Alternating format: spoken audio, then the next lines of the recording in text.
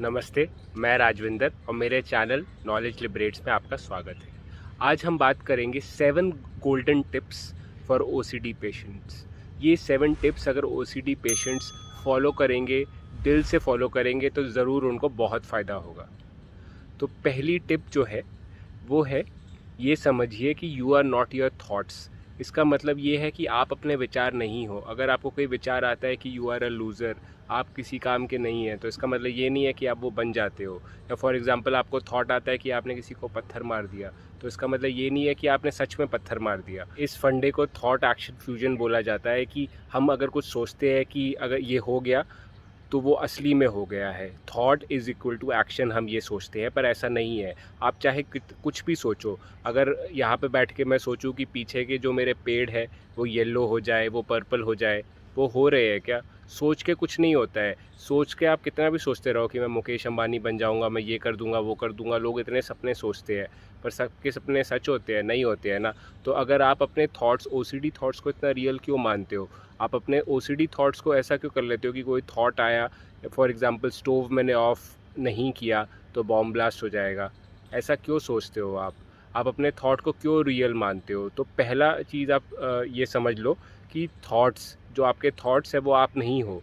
आप सारे thoughts real नहीं होते। आप चाहे कुछ भी सोच लो, वो सच नहीं होगा। आप अपने थॉट्स को जाने दे सकते हो।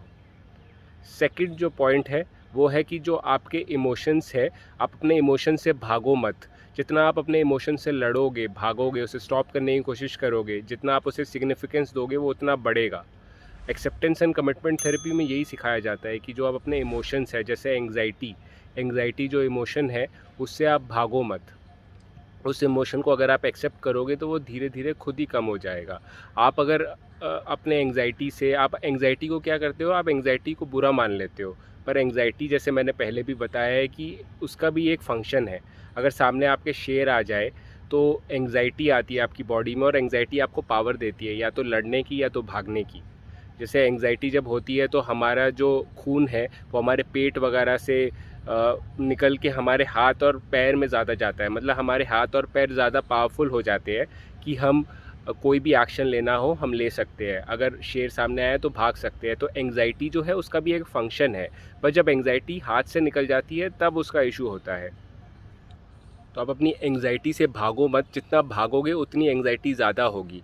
तो जैसे acceptance and commitment therapy, act therapy में बोला जाता है कि आप अपने एंग्जाइटी को अगर एक्सेप्ट करोगे, वो सेंसेशंस को एक्सेप्ट करोगे, उसे आने दोगे और कुछ आप करोगे नहीं, वो खुद आके चली जाएगी एंग्जाइटी। मुझे पता है कि ये सुनने में बहुत ही अजीब लगता है, पर ये सही है और मैंने भी वैसे ही किया है।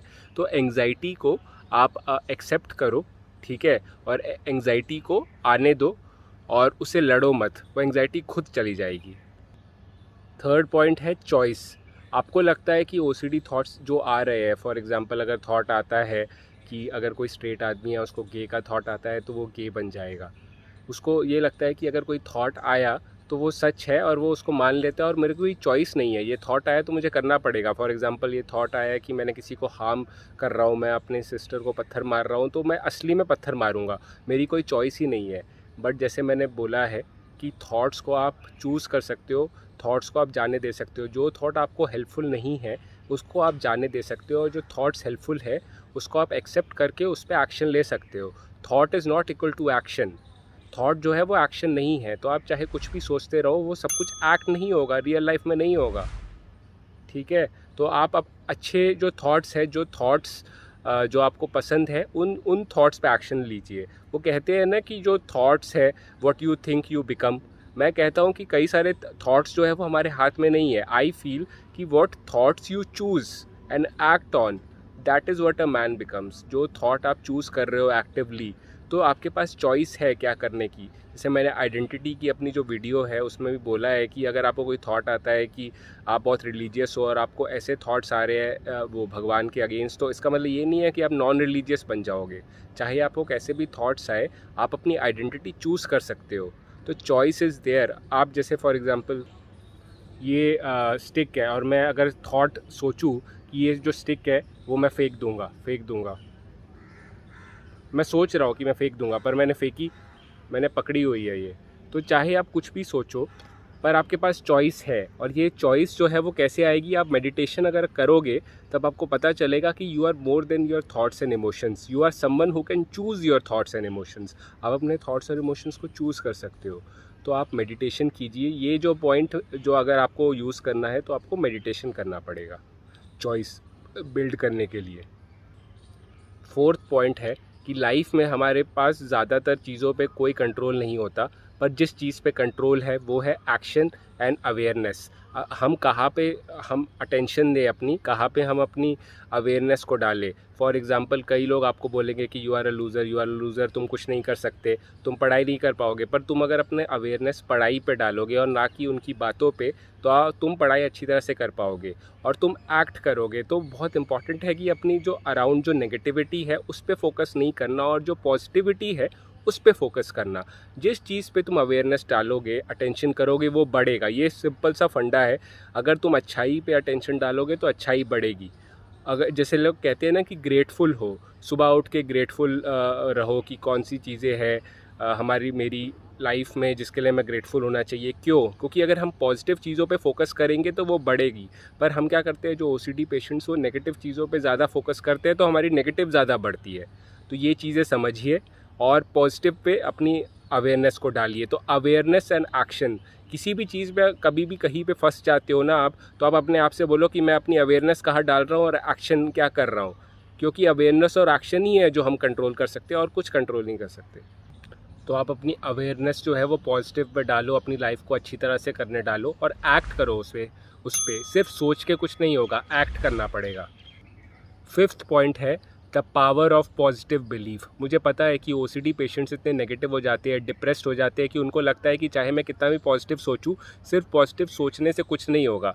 बट मैं भी ऐसा ही सोचता था, पर मैंने ये खुद फील किया है, काफ़ी किताबें पढ़ी है और मैंने खुद फील भी किया है कि जब आप पॉजिटिव सोचते हो, अगर आपको कुछ भी करना है और अगर आप सोचते हो कि हाँ मैं कर सकता हूँ, तो आपकी बॉडी में एनर्जी आती है, उत्साह आता है और आप वो कर पाओगे। पर अगर आप पहले ही नेगेटिव हो जाओ, यार मुझसे तो नहीं होगा, तो कर ही नहीं पाओगे। तो मैं ये कह रहा हूँ कि अगर आप पॉजिटिव बिलीफ रखते हो तो आपके सक्सेस का जो चांसेस है वो कम से कम 50% हो जाता है। पर अगर आप पहले ही नेगेटिव बिलीफ रखोगे तो 100% आपका नेगेटिव फेलियर का चांस है। तो पॉजिटिव बिलीफ से आपका फ़ायदा है। जैसे हम कहते हैं ना कि a+b² = a²+b² + ab। ये एक फार्मूला है, ये क्यों है, क्या है, इस पर ज़्यादा दिमाग नहीं लगाया ना तुमने, बस फार्मूला याद कर लिया। तो ये फार्मूला याद कर लो कि अगर तुम पॉजिटिव बिलीफ रखते हो, मुझे पता है कि खुद से नहीं आएगा, ट्रेन करना पड़ेगा अपने आप को। दिल में ज़्यादातर सीधा नेगेटिव थॉट्स ही आते हैं, पर अपने आप को ट्रेन करो और पॉजिटिव बिलीफ सोचोगे तो आपकी लाइफ के जो सक्सेस का जो प्रोबेबिलिटी है वो बढ़ जाएगा। तो आप पॉजिटिव बिलीफ अपने आप को ट्रेन करना पड़ेगा, खुद से नहीं आएगा। मैंने भी अपने आप को ट्रेन किया है कि पॉजिटिव सोचो सिचुएशंस में।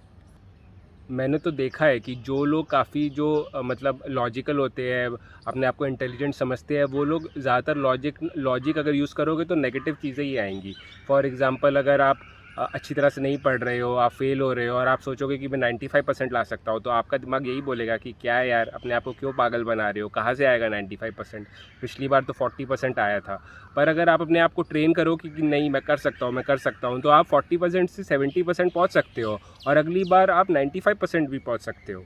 ठीक है, तो धीरे धीरे बढ़ोगे। और ये जो चीज़ है, इससे हम आते हैं 6th पॉइंट पे कि break your task into small parts. अपनी जो टास्क को स्मॉल पार्ट्स में बांटना शुरू करो। फॉर एग्जांपल अगर आप सुबह उठते ही यूपीएससी के एस्पिरेंट और बोलोगे 10 घंटे पढ़ूंगा, तो आपका माइंड पहले ही थक जाएगा, उसको लगेगा अरे 10 घंटे पढ़ने यार कैसे पढ़ेंगे। पर अगर आप अपने दिन को एक घंटे में बांटोगे कि यार मैं 1 घंटा पढ़ूंगा फिर ब्रेक लूँगा, जैसे द पोमोडोरो टेक्निक है, उस पर वीडियो बनाया हुआ है, उसे यूज़ कर सकते हो। तो आप अपने टास्क को स्मॉल पार्ट्स में बांटो। फॉर एग्ज़ाम्पल अगर यूपीएससी का ही अगर वो ले एग्ज़ाम्पल, तो अगर आपको बोलना अरे मुझे 40 किताबें पढ़नी है, पर अगर आप बोलोगे कि मुझे बस 1 किताब पढ़नी है 4 दिनों में, आप अपने गोल्स को स्मॉल पार्ट में बांटो और उस पर लग जाओ, वो ज़्यादा यूज़ होता है। कहते हैं ना कि अगर आपको पूरी बड़ी दीवार बनानी है और अगर वो सोचते रहोगे यार मुझे दीवार बनानी है, मैं कैसे बनाऊंगा, बट अगर आप सोचोगे कि नहीं यार मुझे एक टाइम पे सिर्फ एक पत्थर लगाना है, एक ब्रिक लगानी है, brick by brick you make the wall. एक ब्रिक मैं लगाता रहूँगा और मैं ब्रिक पे ही फोकस करूँगा, अपनी अवेयरनेस और एक्शन से ब्रिक पे ही डालूँगा, एक स्टेप वो कहते हैं ना कि journey of 1000 miles begins from a single step. आपको चाहे कितना भी दूर जाना हो, पर शुरुआत तो एक स्मॉल स्टेप से होती है ना। आप स्मॉल स्टेप्स पे फोकस करो और कब कहाँ पहुँच जाओगे, आप कहाँ से शुरुआत करिए और कहाँ पहुँच जाओगे आपको पता भी नहीं चलेगा। जैसे टेस्ट मैच है जो क्रिकेट लवर्स है उनके लिए अगर मैं एग्जांपल दूँ तो एक सेशन बाय सेशन कहते हैं ना, या over by over Khelo, ball by ball खेलो। जैसे सहवाग है जो वीरेंद्र, वो बोलते थे कि मैं पिछली बॉल पे अगर मैं अच्छी तरह से खेल भी नहीं पाया तो मैं बॉल को भूल जाता हूँ, मैं अभी जो बॉल आने वाली है बस उस पर फोकस करता हूँ। एक एक बॉल पे फोकस करो, ना कि अरे यार मुझे 90 ओवर खेलने हैं। एक एक बॉल पे फोकस करो और कब 90 ओवर निकल जाएंगे पता भी नहीं चलेगा। और 7th और लास्ट गोल्डन टिप है कि discipline is more important than motivation. Motivation पे मत रिलाई करो। जैसे अवध ओझा सर है, वो बोलते हैं कि जो मोटिवेशन है वो एक उत्साह जो है वो एक नशा है, वो नशा चढ़ता है और फिर उतर जाता है। हमें नशा नहीं करना है। मोटिवेशन, आप थोड़ी मोटिवेशन वीडियोस देख लोगे, मेरी वीडियोस देख लोगे, आपको मोटिवेशन हो जाएगा, पर वो उतर जाएगा। आपको डिसिप्लिन रखना है, चाहे मन करे या ना करे। अगर आपने तय कर लिया है कि आपको 5 बजे सुबह उठना है और सुबह 5 बजे आपका अलार्म लगे ऑन हो और आपको उठने का मन हो या ना हो, आपको उठ के वो अपनी जो सैर है वो आपको करने जाना चाहिए। डिसिप्लिन का मतलब क्या है? वो चीज़ करना जो आपने तय कर ली है कि आप मुझे करना है, चाहे उसका मन करे या ना करे। आपको पढ़ाई करने का मन करे या ना करे, पर आपको पता है कि पढ़ाई मेरे लिए अच्छी है, मेरा गोल है, तो पढ़ाई करो। आप डाइट कर रहे हो, आपको केक खाने का मन है, पर आपको पता है कि नहीं, केक खा के मेरे को सही नहीं होगा, तो केक मत खाओ, हेल्दी खाओ। आपका मन करेगा, आपका मन बोलेगा अरे खा ले केक एक बार, कुछ नहीं होता। वो मन की वो ये है, बदमाशियाँ हैं। पर मन के बारे में ऐसे आप उसको इतना फोकस मत दो। आप अपने गोल पे फोकस दो। आप डिसिप्लिन्ड रहो, चाहे कुछ भी हो, चाहे कैसा भी फील हो, मैं वही करूँगा जो मेरे लिए सही है, जो मेरे लिए हेल्पफुल है। तो ये 7 टिप्स थी जो ओसीडी पेशेंट्स के लिए बहुत ही फ़ायदेमंद रहेगी। मैं तो कहता हूँ कि सिर्फ ओसीडी पेशेंट्स नहीं, चाहे आपको कोई भी मेंटल हेल्थ इशू हो या चाहे आपको कोई मेंटल हेल्थ इशू ना हो, तो भी आप इसको यूज़ करोगे तो आपको बहुत फ़ायदा होगा। तो thank you for watching my video till the and. And life में कोई भी इशू हो, कोई भी परेशानी हो, तो घबराओ मत, भागो मत, कीप फाइटिंग।